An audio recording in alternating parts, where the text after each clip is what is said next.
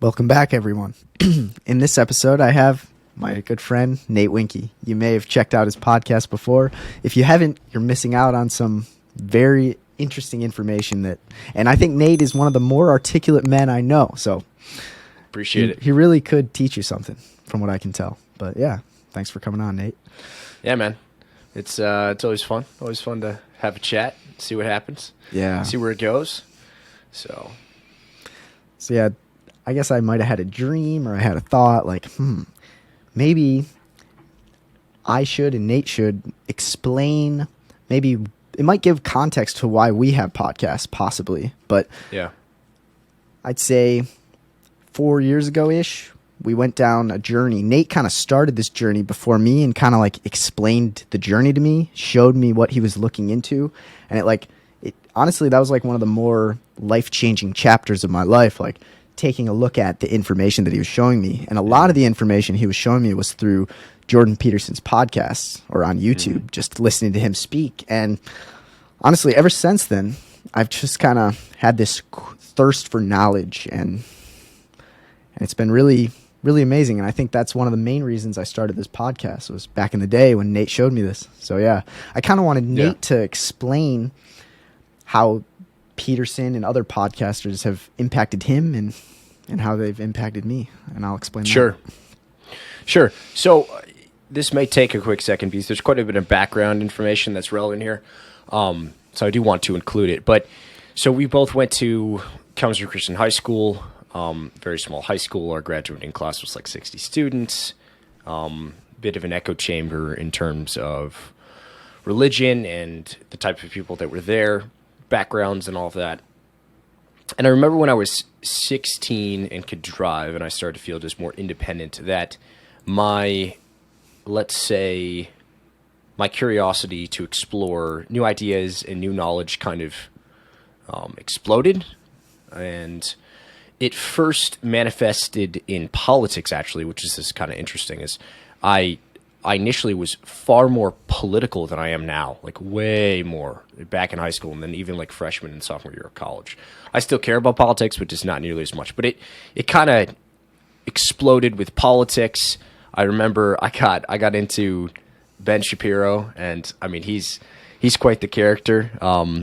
Plenty of things you can say about him, good and bad, but at least I liked his style of long form conversations that he would have with people on something he called his Sunday special. So he would bring on people that agreed with him and disagreed with him, and all sorts of different people. A couple like hardcore lefties too, that they had some good conversations. I remember he brought on Andrew Yang, and for those of you who don't know who that is, he was a 2020 Democratic presidential candidate, and he was probably one of my favorite ones on the liberal side, and was like one of the few that even dared to go on Ben's show, even though Ben is on his Sunday specials like one of the most reasonable people you'll ever listen to. So that kind of opened my eyes to that whole world. And then kind of through Ben is where I got into a bunch of other, I guess, people, influencers, whatever you want to call them, philosophers, ideas.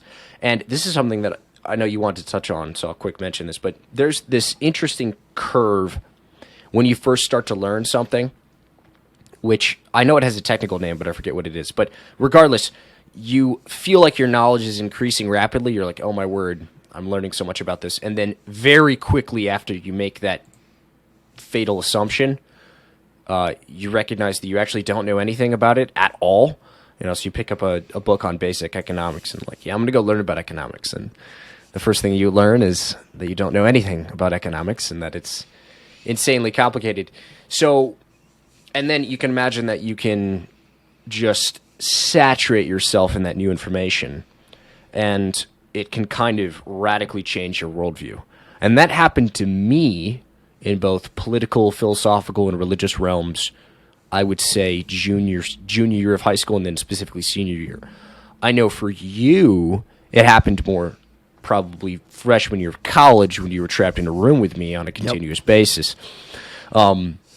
So but then Ben introduced me to Peterson. I don't remember exactly what their connection was or how exactly I heard about him, but I'm pretty sure it was through Ben in some way. And then I'll admit I got absolutely obsessed with Peterson. Like, every night, go home, put on his YouTube video, fall asleep to it, kind of obsessed. And I remember you were kind of looking at me and you're like, what the heck is wrong with this guy? Like, you're kind of, not like in a bad way, you were just like unsure. I was in a different world almost of caring about other things. I mean, that's not bad. I at the time, I kind of realized, like, all right, no one else my age gives a crap about this, which it was a little isolating. But you know, you live; it's all good. But so found Peterson, and then read his book 12 Rules for Life, which happens to be in the back of your frame over yonder, and that was one of the more transformative books that I've ever read. And when did you read the book? I read it, I think it must have been freshman year, or I think it might have been the summer before freshman year, possibly. Yeah. Actually. That seems through about right. Audible. Yeah. Random Audible plug. Love me some Audible. Makes life so much easier because people like it genuinely is hard to set aside time to read a book and hard to stay focused on a book. But if you're doing another task, you can just chuck on Audible just like a podcast and while you're doing laundry or whatever. Huge help for me because I can go through material so much faster. It's also a discipline issue because I'll fail to be disciplined enough to read sometimes. But normally if I'm driving or something, I can chuck on Audible. Now the exception to that is the depth of the material. You know, if the material is like too dense, like I think I tried, I don't think it was Nietzsche. It was one of Dostoevsky's novels, and it was some philosopher's novel, and I tried to read or tried to listen to it while doing other things, and I'm like, yeah, this just isn't going to work. I know you had that. Did you have that with any one particular book? Yeah, I tried to clean with the brothers Karamazov, Yeah, and I was just kind of like, I'm too, it can't be too complicated or so drawn out where like an argument is so long and like I missed it because I was focused on something else. And like, yeah, like I probably would admit that listening to a book, you might not visually like remember exactly the structure of the sentences or, what the sentences were saying. But like, I think you can get a pretty good picture. And like you said, you can kind of multitask with it. And so I bet there's cons to Audible, but yeah, it's actually all the books that are on my shelf. You can't even see them all right now, but either way, those were all honestly audibled. Like I could talk for an entire probably hour to 3 hours on any of them, even though I never opened them. So that just goes to say that I learned something at least. Yeah. I know there are some people that are kind of on team book or team audiobook, and at the end of the day, both are useful, and if you're gaining knowledge from them, then you're winning. So anyway, I think both have their pros and cons, but regardless, audibled a lot of books, and yeah, so back to Peterson. Really got obsessed with Peterson, in a good way though. Like, and this is the thing. Like, I don't want to get too into weeds here because I've talked about this before, and in fact, if people are interested in it, it's on the Wrestling with God podcast that we did like, almost a year ago now? It was February 13th, 2022. So it was, yeah. How do you remember these things? Well, yeah, it dropped on my birthday. It was kind of like an insane, double whammy. But either way, that's how I remember. Smart, yeah. Fair enough. And yeah. So regardless, I was relatively nihilistic. One of the consequences of the, let's say, explosion of information that I saturated myself in was that phenomenon of just the kind of the you falling into empty space as you realize just how little you know and your entire belief structures completely collapse underneath of you, even though you've been told the same thing your entire life and are surrounded by a homogenous group of people that all think the same thing. So when you just douse yourself in new information that doesn't even necessarily contradict what you were told, but just opens your eyes to the world, it can be rather chaotic. So what Peterson did is, I describe it as he put in practical, pragmatic, psychological terms the wisdom found in morality, the Bible, ethics, and put it in a way that wasn't finger wagging, like, oh, you should do this, like, you need to do this, it's your duty, and if you don't, you're a bad person. It was genuine encouragement that helped you to focus on who you could be and how good that could be for you and the people around you. And that's exactly what I needed. I needed some solidity, some order, instead of chaos. And, I mean, his book is to a large extent about order. And I'll go. I was going to say, what would you say your biggest lesson from 12 Rules for Life is? Possibly one of your favorite rules, or maybe just a theme about the antidote to chaos that it talks about? Or yeah, I really liked the chapter on tell the truth, or at least don't lie, and I somewhat did a podcast about that, at least tangentially, about 2 weeks ago. But the reason is because it's like, someone might tell you, like, yeah, you should tell the truth. And you're like, oh, okay, yeah, fair enough.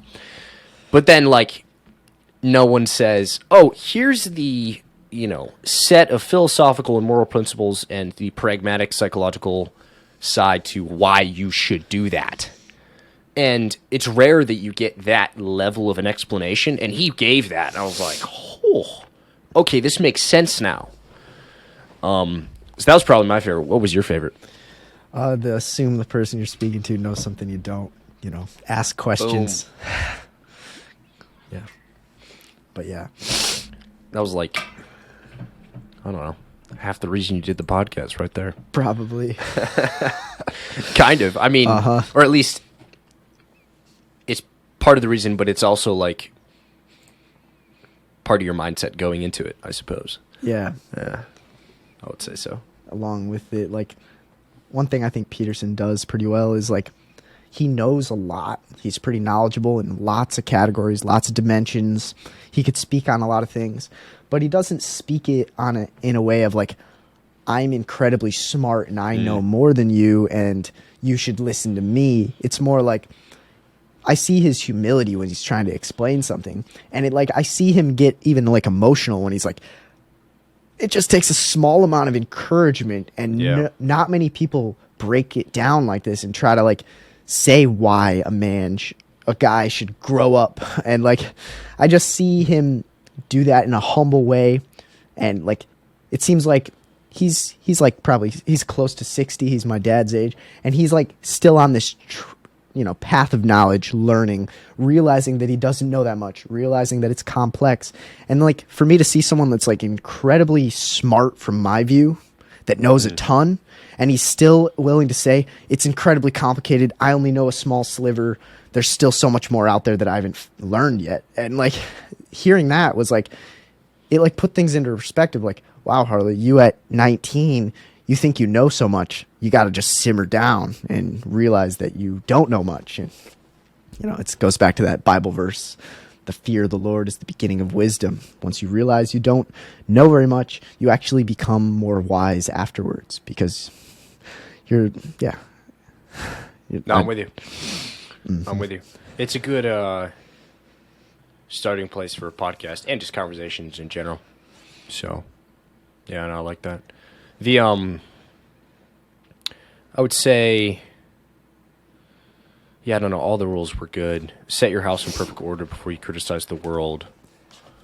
I liked that one. It's on my wall. Oh, yeah, that's a good one. That one's good. compare yourself to who you were yesterday, not who someone else was today.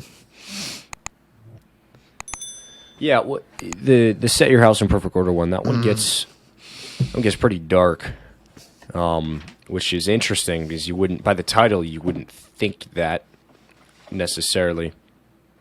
Yeah, maybe give us a rundown if you want, because most people probably haven't ever heard it. So Peterson basically, he spends some time analyzing and meditating upon the motivation for evil acts, and he focuses on the Columbine killers, actually. And it's a very hard opening for the chapter, that's for sure. But he, a lot of people will ask, like, how could someone commit that atrocity? How could someone possibly do that? What they did was shoot up a school, for those who might not know. And, well, you can actually go read their writings, and they'll tell you why they did that. And I don't recommend that unless you really want to know. It'll make the hair on the back of your neck stand up, that's for sure.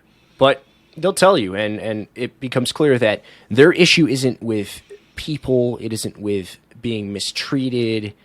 Those are just sideshows. Their issue is with the structure of reality as such. Their issue is they're convinced that the structure of the world is unjust and so full of negative meaning and negative suffering and negative emotion with no way out, that their way to, let's say, show the world just how fed up they are with that structure is to, do what they did and to cry out and say, I'm going to go pick someone that's maximally innocent, children in this case, and then do something unthinkable and get famous because of it. It's like, whew, that beats the hell out of just committing suicide. It's like, you get to really make a statement then. You get to finally be someone. And that motivation there and that whole psychological process, and that was a synopsis, but he goes quite deeper in the chapter, and that's just, I don't know, that kind of set me on my heels there when I read it, because it's, you recognize where resentment, bitterness, envy, pride, where these things can go. And, whether or not you're quote-unquote religious is besides the point. Yeah, it's just like, we're not talking about the institution of religion. We're talking about the fundamental moral principles and reality that we live in the world, where we have to make decisions. And if you make decisions with certain principles and emotions as your guide, you can go down very dark paths. So Cain-like paths. Yeah. So, yeah, that chapter, that was a brutal one. And then he proceeds to talk about how, you should be very careful before criticizing the world if you can't, get your own house in order, your own life in order, and maybe you should work on yourself. And maybe the best way to improve the world is to work on yourself before you assume that you can go change the world. And it's also kind of a chapter to push back on the negative aspect of young people in assuming that they have a mission and responsibility to fundamentally change reality, and that they're smart enough to do so. Smarter than God, in a sense, or like resentful towards God, angry at the world. Yeah, that'd be the extreme case, but yeah. Sure. So, anyway, the chapter's way better than my synopsis, but it was meaningful to me, and I know it was to you, but particularly me. So, and then Peterson introduced me to Rogan, and then I introduced you to Rogan. And the beauty of Rogan is you can go listen to an astrophysicist, you can go listen to him commentate on a UFC fight, whatever comedy, whatever you fitness. want to do, Rogan's probably had someone on to talk about it. And that's such a unique thing. And you want to learn more about psychology. He's got 15 people with PhDs in books on psychology. Go pick one, And that Rogan kind of just, like, Ben was big, Jordan was really big, and then Rogan was just like all of the things. Like, it was just like, okay, let's go dip my toe in this particular pond. And then I'm like, oh, this is That's a a lake. big pond. And then I was like, oh, it's an ocean. And then I'm like, oh, we don't know anything. So, and then, you can repeat that process over and over and over again. And anyway, Yeah. it's quite humbling, but it's also, like, incredible. So, Yeah, and someone like Rogan, he just kind of started it without thinking about it. And, like, you think of, I guess I think of him now, it's like pretty articulate, pretty smart. He's talked to thousands of people on these different things. And it's like, I guess it kind of ties in with one of the rules of, like, be precise in your speech. Like, one of my goals has always been, like, I want to be able to speak better. I want to be able to portray information better. And, like, what better way than to talk to really smart people through a podcast and listen to really smart people, read really smart people, etc. And it's like, these people weren't really, really smart when they first started. And so, all it takes is just trying.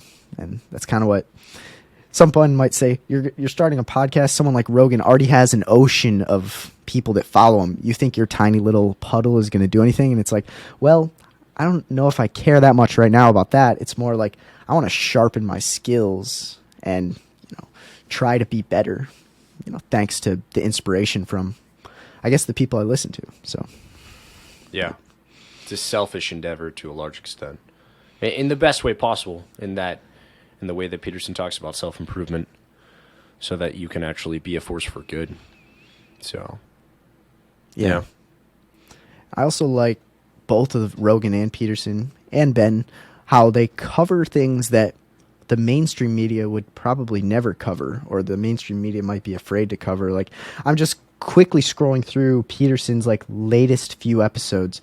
Yeah. One being the Dutch farmers. I don't know if you know much about this. Like, just I know all about this. Yeah, exactly. Yeah. The next one, the epidemic that dare not speak its name, which is the birth replacement rate. So true. Like, the next one is, like, there's just, like, the mainstream media would not cover these things. And I would not know about, North Korea and Yeonmi Park if it wasn't for Rogan and Peterson. Like, there's just been so many lessons that I've gained that, an hour and a half to 3 hour long lessons that I could listen to in depth and learn that, in my opinion, is more, you can learn a lot more from that than, 30 minutes of news that's kind of split into, like, 3 or 2 minute segments. And I still think there's some people that they're going to see this title or see that, we're talking about Peterson again. And then they're going to say, well, I don't ever listen to Peterson because he's on the right, or he's transphobic, or he's whatever he is. And it's like, this is kind of like, I just wish, take a look at some of his recent episodes and just try to listen for 10 minutes. And, like, if you really see him as, as a negative character in the world, I'd like you to show me where, because, like, I'm normally pretty hard. I'm less hard on people than you, but I'm pretty skeptical and pretty, like, okay, that was dumb what they said.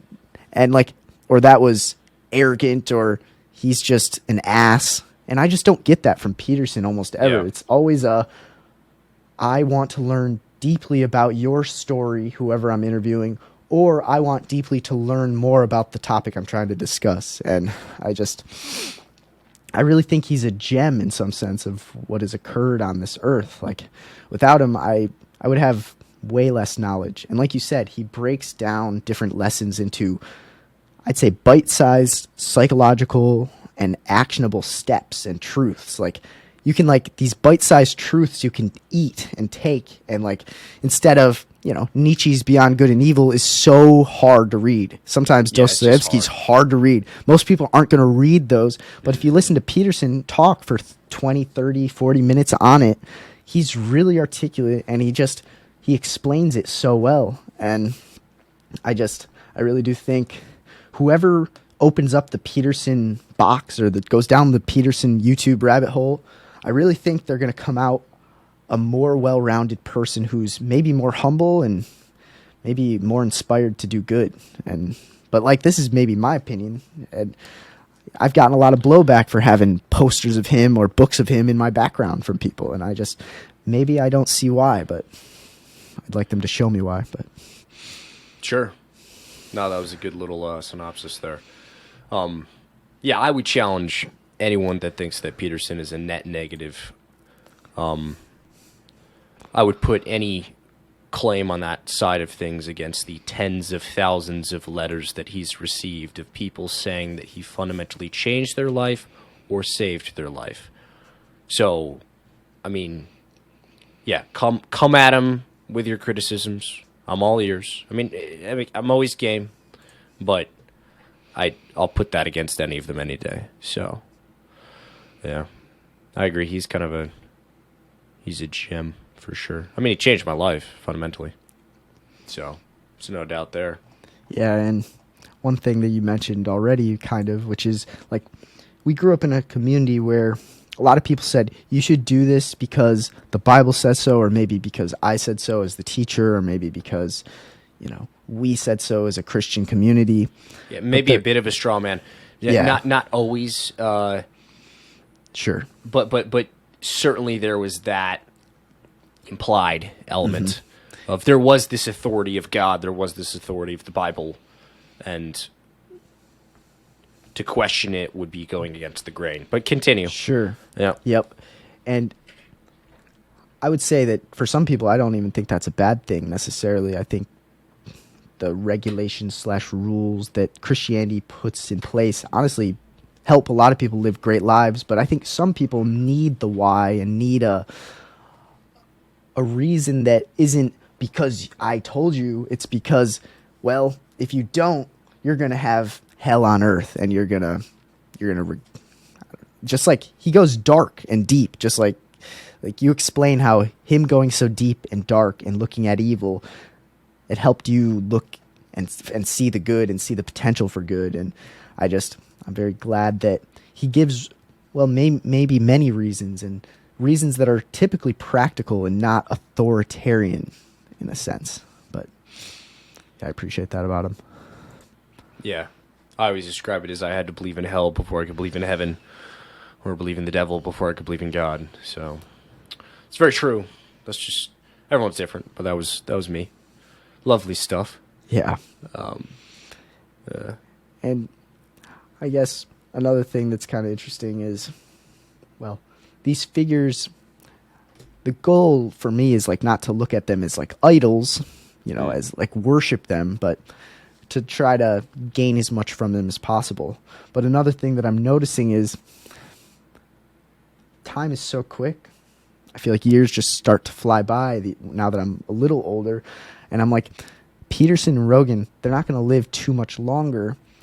You know, who's going to keep trying to push this kind of message of self-improvement, I guess, to men, like grow up and be a respected man. And like, I'm not saying I have that potential, but my goal is to try to share some of the messages they've brought me and try to implement them in my life and explain them to other people. As selfishly, like I said, to just become better, but who knows who might listen. Maybe I stay at a very small amount of viewers. I don't know if it matters to me right now. We'll see where it goes. But yeah, I remember I said that to you before you started the pod, like, you know, Nate, Peterson and Rogan are going to die, and we need more articulate people out there. A lot of people are scrolling the TikTok. Like, a lot of people aren't going to be doing this. Who's going to do it, Nate? And maybe it should be you. Yeah, you wormed your way into my brain. Yeah, you little piece of crap.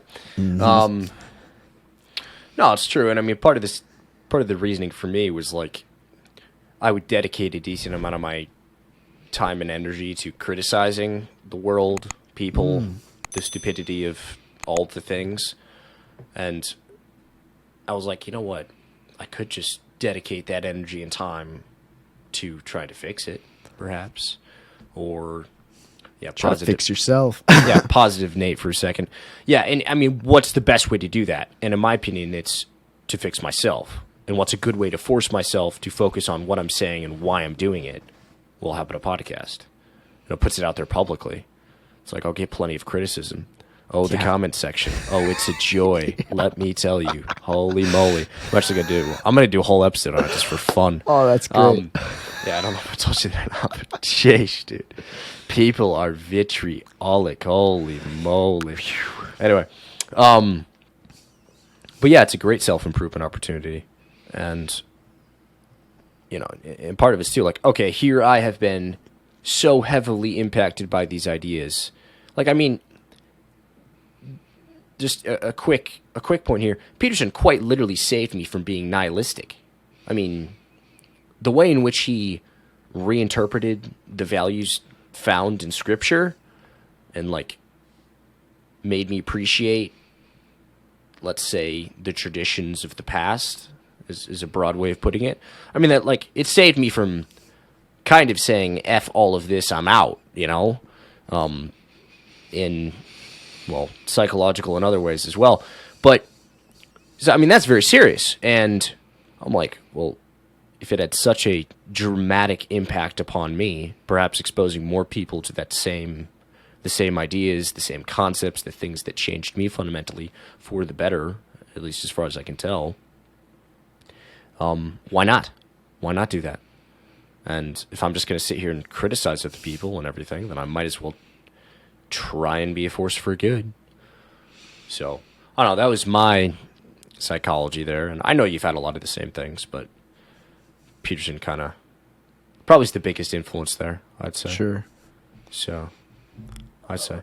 A younger name that's kind of interesting, Chris Williamson. We've talked about him before, but he reminds me of kind of the generation below Peterson and Rogan, but he's created a really interesting podcast. And like, if I just scroll through his, like, the amount of PhDs, doctors, people with interesting stories, it's like, that's exciting for me to see him do that, because it's like, I don't know, it'd be fun for me to interview a ton of people that are insanely smart on all these interesting topics. It's like, they're going to give their knowledge to me, and I'm going to be able to learn from it week after week after week. And it's just, I could see myself becoming smarter, or see the world have a slightly better view of the world, maybe, if I try to keep learning. And, like, just an example for us both, Dr. Tyler Pansner, like, if I was just like a random guy who was like, yo, you want to get on a call for an hour? He's like, I'm a busy guy. Yeah. What do you mean? Maybe if you pay me. But, like, because I have a podcast and, he can put his message out and promote his thing. And it's like, I wouldn't have maybe had that chance to talk with that person. And I'm like, I'm not even fully aware of the kind of networking possibilities that this might be able to create for me and you. And it'd be kind of cool to meet really fascinating people. Yeah. Totally random, but I saw something on Twitter the other day, and it was someone, I think Cernovich, retweeted a post. Someone said, if I was 20, the two things I would be doing at the fastest rate possible were developing a greater presence on social media and putting out as much content as possible. And also learning how to use the new AI tools as fast as possible in the most creative ways. And I'm like, that's a really good point.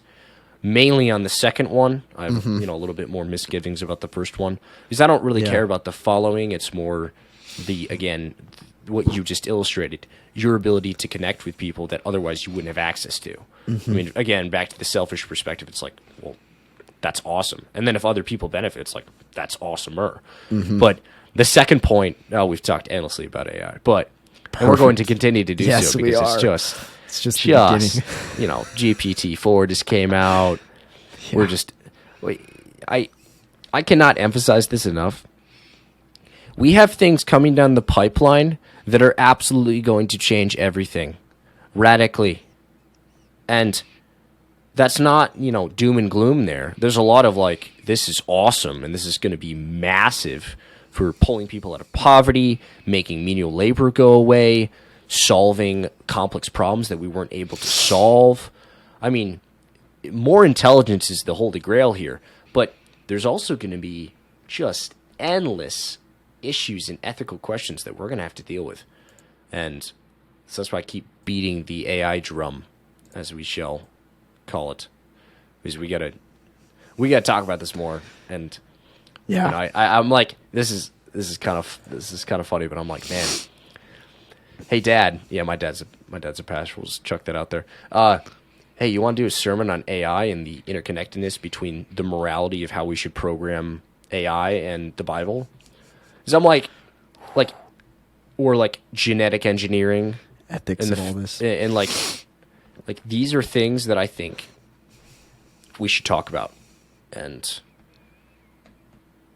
Yeah. it's just kind of ironic that you know, I happen to have a pastoral father. I'm like, man, that would be an interesting sermon. Like, I'd go to that sermon. Seriously. Like, come on, man. I'd bring all my friends and be like, let's go. Like, this is cool. We're going to talk about ethics and morality to do with AI and like how we should approach that. I'm like, that's relevant to young people. Yeah. How to get young people to go to church. Ooh. Do that. It's like, boom. So, anyway, kind of a random thought there, but I just thought that was kind of funny. Yeah, it speaks to just the endless amount of knowledge you can gain / the endless potential AI has, humans have, etc. Like, I don't think we fully realize, you know, how like your phone is a tool. You know, we are apes. I shouldn't say that, maybe, but we're humans that use we're tools apes. like We're the chair. advanced apes. Oh yeah, this chair's a tool. This computer's a tool. The camera's a tool. But it's like, because of the tools we've been able to create, and one of the tools being the internet, another tool being ChatGPT and AI. It's like our potential was kind of already limitless before all this technology. Now you add in limitless technology like that. It's like the power that a human can have now when it comes to like how much they can learn, how they can network, what skills they can master. It's like, it is more accessible and free than ever before to become a master in different things, from what I can tell. And it's like, you know, and you just still see people sometimes scrolling their phones and wasting their life away. And it's like, man, I just... Maybe someone listens to this and they're like, man, I am inspired. I'm going to check out ChatGPT tonight. I'm going to do some research. Who knows? But like, it's been a box I have not closed because I've learned something new every day from it. Same with all kinds of things. But yeah. Yeah, one of my favorite things to do is while the professor is discussing whatever they're discussing, ask ChatGPT about it. Yeah. Because it'll give me just like the answers I want instantly, concise, in English, in my notes now. I just copied and pasted that I can understand.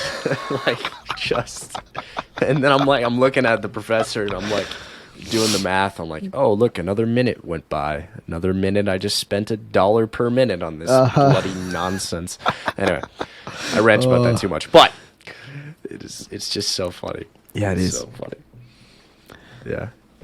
Yeah, I love Chris Williamson though. I just listened to like 3 of his podcasts over the last like 2 days because you know, I'll do, again, I'm in the car probably 3 hours in a day, 3-4 hours just with my job, and I'll chuck that on and boom, it's pretty fascinating. Yeah. He had on a guy that talked about the future of genetic engineering and eugenics, you know, which is a big buzzword, I guess.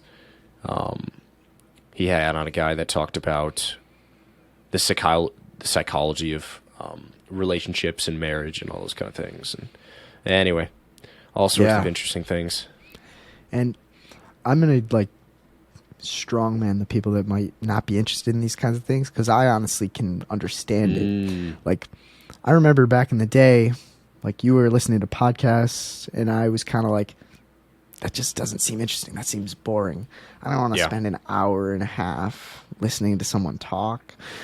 For some reason, like, it just didn't impact me or didn't inspire me, or like, you know, I grew up with my dad and family. My dad doesn't read books. He watches comedy movies and action movies. And, you know, that was kind of like nothing against either one of those things. But this whole world of like knowledge gaining in this way of like, I'm going to go read a book for leisure. I'm going to go listen to a podcast for leisure. I'm going to go watch a documentary for leisure. Those things were all like new to me. Like, how can that be leisurely? That sounds like a lot of work. But it seems like, I don't know, once you kind of like, I don't know, get out of that, once you hit I don't even know what, it's like you open up the door just wide enough to see that, learning actually is quite interesting. But maybe, I guess I'll say again, like, some people might not have the same level of interest in these types of maybe abstract topics, like intellect being the personality trait that sometimes dictates that. But it's like, I can totally see how some people, like I've ran into some people who are like, oh, cool, good work on the pod. I'll probably never listen because I don't like podcasts. I don't listen to podcasts. Or people who just don't have that same kind of thirst for knowledge. But, you know, maybe someone listening might not know they have that thirst until they really start diving. Like, you kind of have to be disciplined maybe in the beginning. Or do you think it's true curiosity spark for, I guess it's hard to say. Everyone's different. Combination. Everyone's different. You mentioned the psychological factor, which is big. I mean, it's the openness dimension, one of the big 5 personality traits, at least for that type of model. And then in that, it's the intellect dimension, which is interest in abstract ideas. And what is your percentile?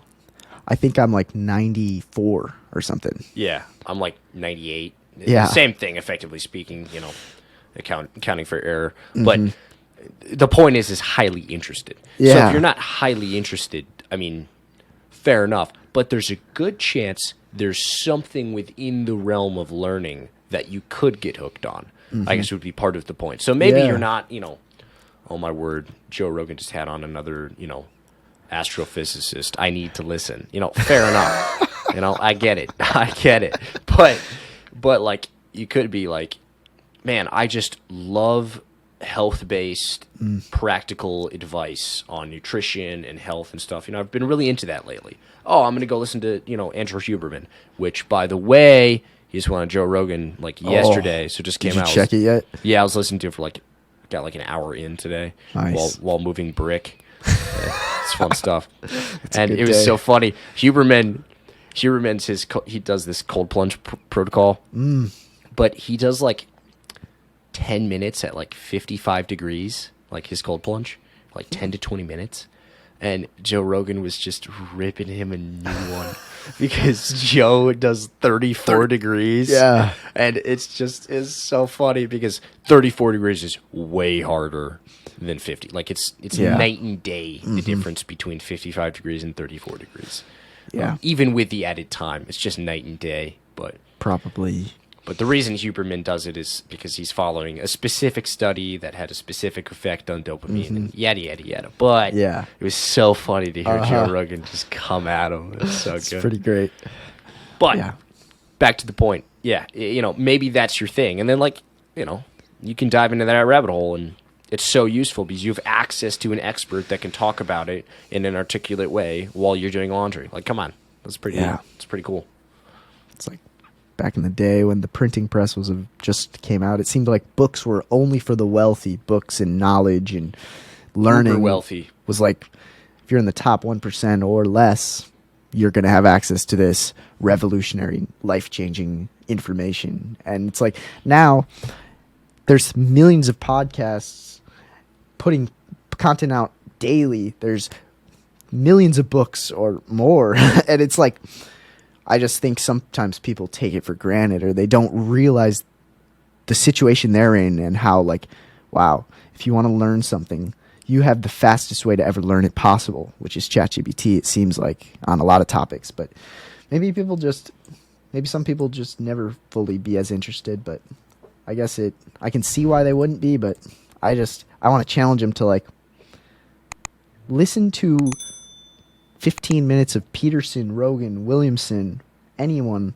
15 minutes a day maybe, or like I dare you to try and then not get interested. But maybe I'm just selling a pill that I'm giving people the red pill. Oh, he shouldn't listen to Peterson or Rogan. You know, they're gonna become biased, and you know, it's like, I doubt it. But yeah, no, I hear you. But well, I don't have too much more. Yeah, I mean, yeah. I was gonna say like a couple real quick things. Like Peterson has a book list. Oh, yes. Highly recommend. I mean, if we're gonna talk about transformative things in my younger years, not that I'm that bloody old, although it won't be long. His book list is just so good. Yeah, it is. And there's a couple in there that are just as dark as they come. So, you know, tread with caution. Is that tread lightly? I guess. Anyway, the point is be careful, but it's good. It's good stuff. So, highly recommend. Yeah, it's life changing. Ooh, that's true. It is. It definitely is. Changed me. That's for sure. Yeah. So yeah, I guess a good place to stop is here, which is, well, whatever topic you might be interested in, you can learn it so quickly. And in my opinion, podcasts and audiobooks could be one of the best ways. Podcasts may be great for a beginner because it's like a conversation. You know, conversations are pretty easy to follow. You follow conversations when you're talking with your friends. It's like, it's way less deep than a book, but the amount that you might be able to learn, it's like, and 3-hour podcast, that's a lot of time. It's like, well, not really if you think about it. You do have a lot of extra time. 5 minutes a day, 10 minutes a day, if that's all you have or all you want to allocate. You know, you'll shred it in like a week or two. And so it's like, or we could just go look at your average TikTok usage per day. Yeah, there we go. Let's do some math, shall we? Yeah, we should. So. Exactly. So yeah, it's just, I guess I just wanted to kind of explain to people maybe they can see slightly, they might have a better view of why we're doing what we're doing, why we're so crazy to have our own pods, and maybe why we're so interested in different things and we talk on the mic so long about different things. Like some people are like, don't you have enough to say? Like, when are you going to stop? But I don't think I can ever really stop right now because there's just too much to learn and explore and too many interesting people to meet. So True. Well, all the insane people will be your best friend when you have 10,000 followers and blow up. That's how it works. So anyway. But yeah, thanks for coming on, Nate. It's good. Yeah. No, it was fun. It was fun. Yeah, it was. It's always a good time. So yeah. Well, thanks for having me. See ya. Yeah, bro. Adios.